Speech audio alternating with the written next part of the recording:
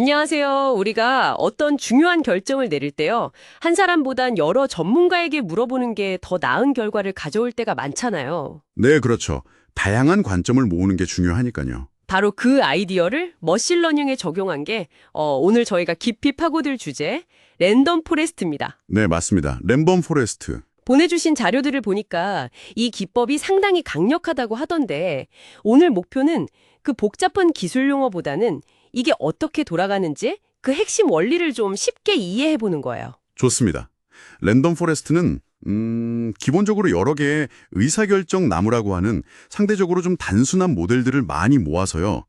마치 나무들이 모여서 숲을 이루는 것처럼 더 강력하고 안정적인 예측 모델을 만드는 기법이라고 보시면 됩니다. 아, 나무들이 모여 숲을 이룬다. 그래서 포레스트군요. 네, 자료에서도 이 앙상블, 그러니까 여러 개를 모으는 방식이랑 또 무작위성이 핵심이라고 강조하고 있죠. 앙상블이요.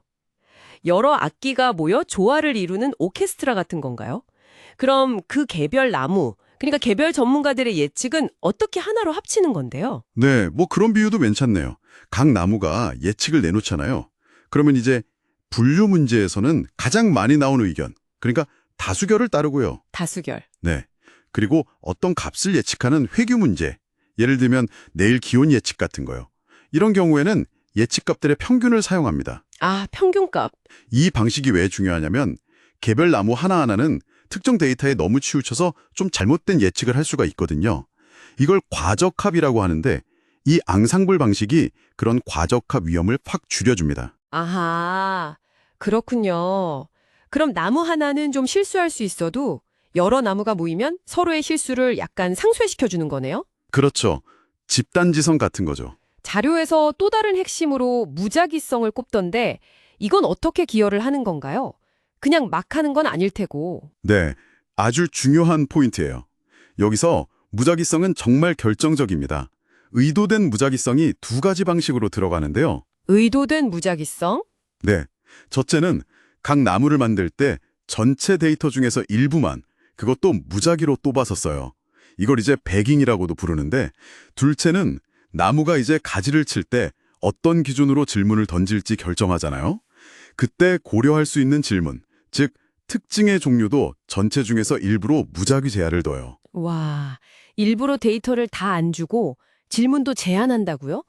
좀 이상한데요? 정보가 부족하거나 좀 편향된 나무도 생길 것 같은데? 바로 그 점이에요. 그렇게 함으로써 나무들이 각자 다른 데이터와 다른 기준을 가지고 학습하게 되는 거죠. 그러니까 서로 다른 관점을 가진 전문가 집단처럼 만들어주는 거예요. 아, 일부러 서로 다르게 만든다. 그게 핵심이군요. 네, 그 다양성이 바로 힘입니다. 자료에 나온 요리대회 비유, 그거 한번 생각해 보세요. 요리대회 비유요? 네, 뭐랄까 최고의 셰프 한 명이 모든 종류의 요리를 다 완벽하게 할 수는 없잖아요. 근데 다양한 배경을 가진 셰프 여러 팀이 각자 좀 다른 재료를 가지고 경쟁하면 오히려 전체적으로는 더 안정적이면서 뛰어난 결과가 나올 가능성이 높다는 거죠. 아, 그렇군요. 한 명의 천재보단 다양한 전문가 집단이 더 안정적이다. 나무 하나하나의 약점보다는 숲 전체의 지혜가 중요해지는 거군요. 오류가 서로 막 상쇄되고. 정확합니다. 오류들이 서로 상쇄되는 효과죠. 그럼 작동 방식을 한번 정리해보면요. 첫째, 무작위 데이터와 특징으로 다양한 나무를 많이 만든다. 네, 둘째, 새로운 문제가 딱 들어오면 그 문제에 대해 모든 나무에게 물어본다. 그렇죠. 각자 예측을 하겠죠. 셋째, 그 나무들의 답을 모아서 뭐 다수결이든 평균이든 최종 결론을 내린다. 이렇게 이해하면 될까요? 네, 정확히 그 과정입니다. 아주 잘 이해하셨어요. 예를 들어 어떤 고객이 우리 서비스를 떠날지, 즉 이탈할지를 예측한다고 해볼게요. 나무 A랑 B는 이탈 안 할 거다라고 하고 나무 C는 이탈할 것 같다라고 예측했어요. 그럼 다수결로 최종 예측은 이탈 안함이 되는 거죠. 아, 간단하네요. 결과적으로는. 네, 보내주신 자료들을 보니까 예측 정확도에 관심이 많으신 것 같은데 이런 방식으로 랜덤 포레스트는 상당히 높은 정확도를 보여주는 경우가 많습니다. 네, 높은 정확도랑 안정성, 그리고 그 과적합 방지. 이게 정말 큰 장점 같네요. 맞아요. 그리고 또 하나 유용한 게 데이터에서 어떤 요인이 중요한지 그 특성 중요도라는 걸 알려주는 기능도 있어요. 특성 중요도요? 그건 어떤 건가요? 간단히 말하면 어떤 정보가 예측 결과에 얼마나 큰 영향을 미치는지 알려주는 거예요. 예를 들어서 특정 정보를 일부러 좀 빼보거나 순서로 섞었을 때 예측 결과가 얼마나 흔들리는지 보는 거죠. 그걸 통해서 아, 이 정보가 중요하구나 하고 알 수 있는 거죠. 의사결정에 꽤 중요한 단서를 줄 수 있습니다. 와, 그것도 정말 유용하겠네요.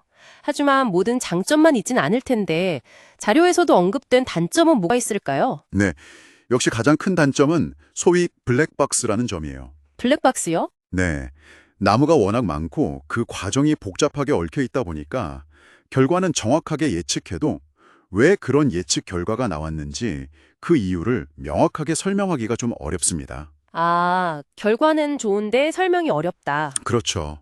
그래서 결과를 설명해야 하는 분야에서는 좀 제약이 될 수 있고요. 또 당연히 나무 하나 만들 때보다 훨씬 많은 계산 자원이 필요하다는 점도 고려해야 합니다. 성능은 좋지만 해석이 어렵고 컴퓨팅 파워도 더 필요하다. 이런 트레이드오프가 있군요. 네, 맞습니다. 그럼 오늘 이야기를 좀 정리해보면 랜덤 포레스트는 의도적으로 만든 무작위성을 통해서 다양성을 확보한 수많은 단순 모델, 즉 나무들의 집단지성을 활용하는 거네요.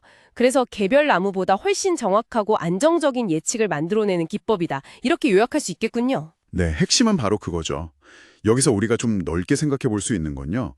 개별적으로는 완벽하지 않더라도 다양한 관점을 가진 존재들을 잘 결합하면 그 개별 개체의 능력을 훨씬 뛰어넘는 강력한 결과가 나올 수 있다는 점인 것 같아요. 오, 이건 꼭 머신러닝 분야뿐만 아니라 우리가 현실에서 다양한 문제를 해결하는 방식에도 시사하는 바가 크다고 생각합니다. 정말 그러네요. 약간은 불완전한 다수의 지혜가 때로는 완벽해 보이는 소수의 전문가 의견보다 더 나을 수 있다는 거니까요. 자, 그럼 마지막으로 이런 질문을 한번 던져보고 싶습니다.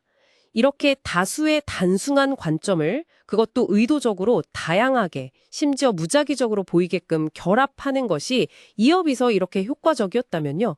혹시 우리가 일상이나 각자의 분야에서 마주하는 다른 복잡한 문제들 중에서도 이런 방식으로 다양한 관점들, 심지어 무작위적으로 보이는 것들까지도 적극적으로 찾아서 결합함으로써 더 나은 해답을 찾을 수 있는 영역은 또 뭐가 있을까요? 한 번쯤 생각해 볼 만한 질문인 것 같습니다.